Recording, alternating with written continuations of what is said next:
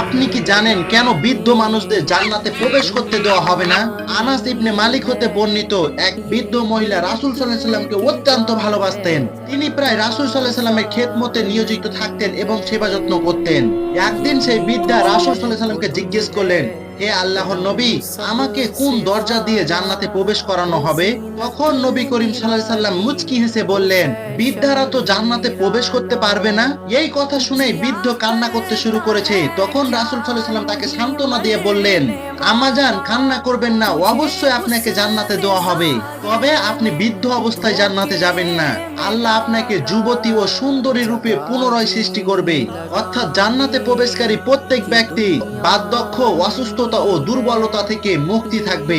বিভিন্ন হাদিসে উল্লেখ রয়েছে যে প্রত্যেক জান্নাতি ব্যক্তির যৌবন এবং সৌন্দর্যের পরিপূর্ণতায় জান্নাতে প্রবেশ করবে এবং তাদের বয়স হবে প্রায় 33 বছরের সমান। আল্লাহ যেন আমাদের সবাইকে জান্নাতে যাওয়ার তৌফিক দান করে। সবাই বলি আমিন।